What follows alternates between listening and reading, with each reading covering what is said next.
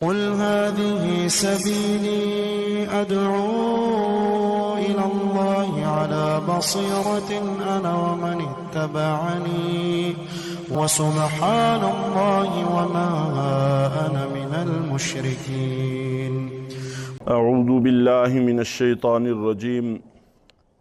بسم اللہ الرحمن الرحیم. کل کے درس میں عرض کیا تھا کہ ہجرت اگرچہ بہت بڑا عمل ہے لیکن اس کے ساتھ ساتھ مشقت طلب اور مشکل عمل بھی ہے. انسان اپنے تعلقات، اپنا روزگار، اپنا خاندان، اپنی جائیداد، مکان، گویا کہ زندگی کا ایک مکمل نظام، ایک مکمل سیٹ اپ چھوڑ کر وہاں سے نکل کھڑا ہوتا ہے. تو ایسے میں بہت سارے خدشات انسان کو گھیر لیتے ہیں. اللہ رب العزت نے ان خدشات کو بھی دور فرمایا ہے. چنانچہ 21ویں پارے میں بھی ہے، جس کا پہلے بھی تھوڑا سا تذکرہ ہوا تھا، کہ ایک مسئلہ رزق کا ہے.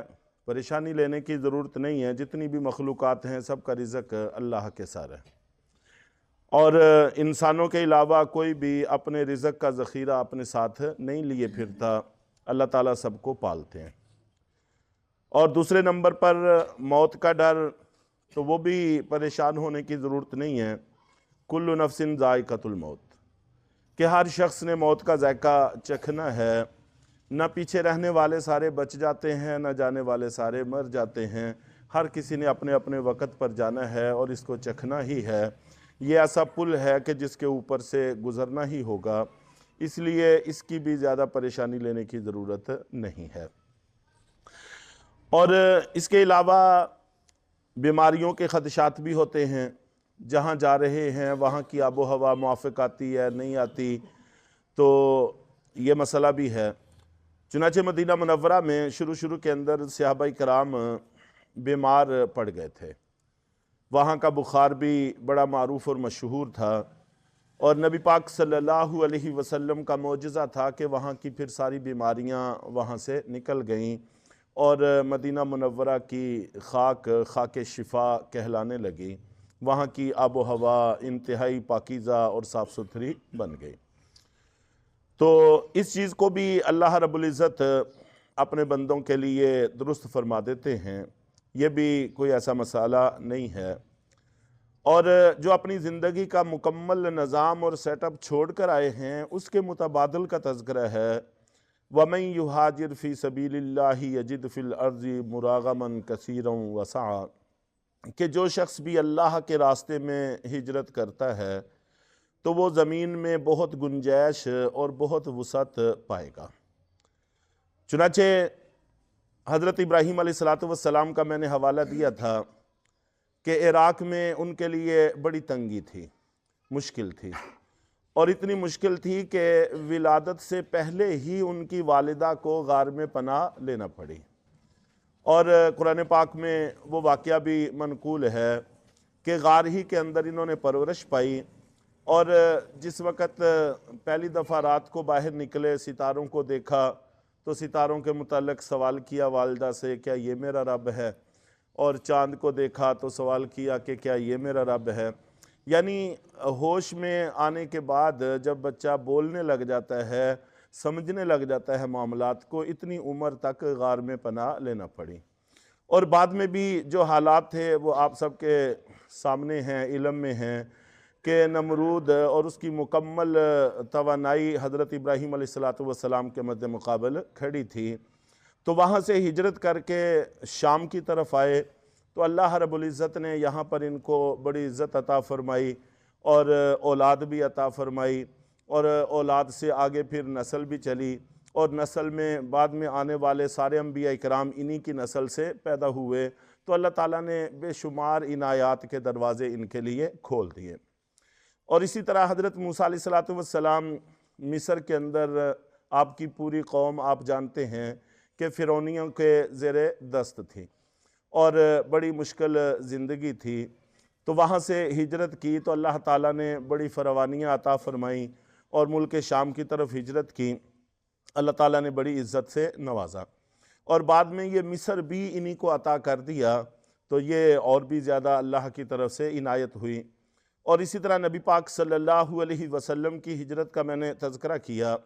یہ جو ہم حالات سنتے ہیں صحابہ کرام کی مشقتوں کے، تنگیوں کے، تنگ دستیوں کے، یہ اول زمانے کے حالات ہیں کہ اول میں ہوتا ہی ہے۔ ظاہر ہے کہ یہ ایک امتحان ہے، امتحان سے گزرنا پڑتا ہے۔ جب امتحان سے انسان گزر جاتا ہے تو اللہ تعالیٰ گنجائشیں پیدا فرمانا شروع کر دیتے ہیں، اور بعد میں جو کوئی تنگی کے اگر واقعات ملتے ہیں یہ ان کے خود اپنے اختیار کیے ہوئے تھے، صحابہ کرام کے اپنے اختیار کیے ہوئے تھے۔ آپ کے سامنے ہیں وہ واقعات کہ حضرت ابوبکر صدیق رضی اللہ تعالیٰ عنہ سے جب ایک جہاد کے موقع پر مطالبہ ہوا تو گھر کا سارا سامان ہی لا کر پیش کر دیا اور خود تنگی سے زندگی گزاری، تو وہ سارا کا سارا اللہ کے راستے میں خرچ کر کے پھر از خود تنگی کی زندگی کو پسند کرتے تھے۔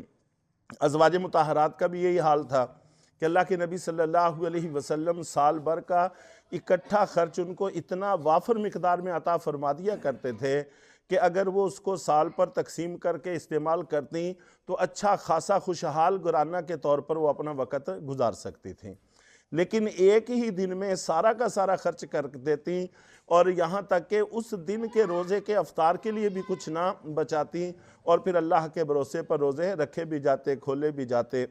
اور حضرت زینب رضی اللہ تعالی عنہا ام المساکین اسی سخاوت کی وجہ سے کہلاتی ہیں، ازواج مطہرات میں سے ہیں۔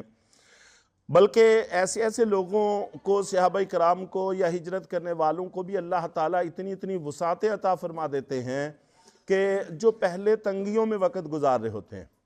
چنانچہ ایسے واقعات سے بھی کتابیں بھری پڑی ہیں۔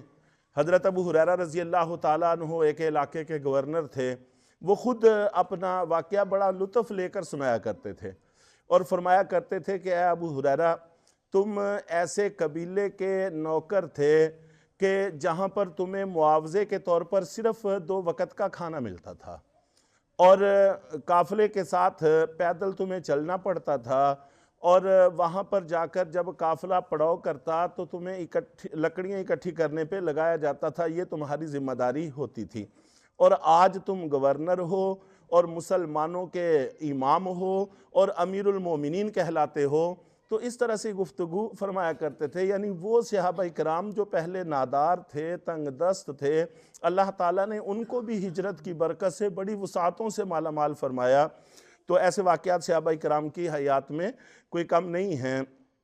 تو ایسے بھی تھے کہ جو پہلے تنگی میں تھے اور بعد میں اللہ تعالیٰ نے ان کو وسعتوں سے نوازا۔ اس لیے ہجرت کا راستہ یہ اللہ کی طرف سے نہ یہ کہ ہدایت کو کھینچتا ہے بلکہ عزتوں کو بھی کھینچتا ہے، وسعتوں کو بھی کھینچتا ہے، شان و شوکت کو بھی کھینچتا ہے۔ چنانچہ نبی پاک صلی اللہ علیہ وسلم کس بے سر و سامانی کے عالم میں 1-2 ساتھیوں کے ساتھ ہجرت کرتے ہیں، غار میں چھپ کر 3 دن قیام فرماتے ہیں، اور ہر ایک شخص آپ کا دشمن ہے، آپ کی تلاش میں لگا ہوا ہے، اور چند سال کے بعد اتنے بڑے لشکر کے ساتھ آپ مکہ مکرمہ کی طرف روانہ ہوئے کہ مکہ والوں کے ہوش اڑ گئے، انہوں نے کبھی خواب میں بھی اتنا بڑا لشکر نہیں دیکھا تھا۔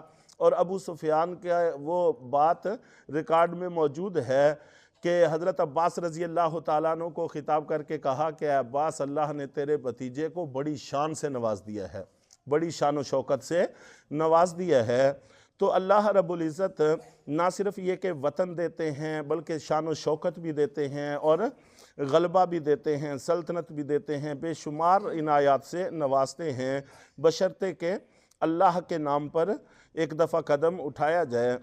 وَمَنْ يَخْرُجْ مِنْ بَيْتِهِ مُهَاجِرًا إِلَى اللَّهِ وَرَسُولِهِ، اور جو شخص اپنے گھر سے ہجرت کرتے ہوئے نکلتا ہے اللہ اور اس کے رسول کی طرف، ثُمَّ يُدْرِكُهُ الْمَوْتِ، پھر اس کو موت آ جاتی ہے، جیسا کہ کل کے درس میں 2 واقعات کی طرف میں نے اشارہ کیا تھا کہ 2 اموات راستے میں ہوئیں تو ان کے اوپر مشرکین نے، منافقین نے بڑے جملے کسے تو اللہ تعالیٰ نے واضح کر دیا ہے کہ جو ایک دفعہ نکل کھڑا ہوا، راستے میں موت واقع ہو گئی، فقد وقع اجرہ علی اللہ، سو تحقیق اس کا اجر، اس کا بدل اللہ کے ذمہ ثابت ہو گیا، اس کو مل کر رہے گا۔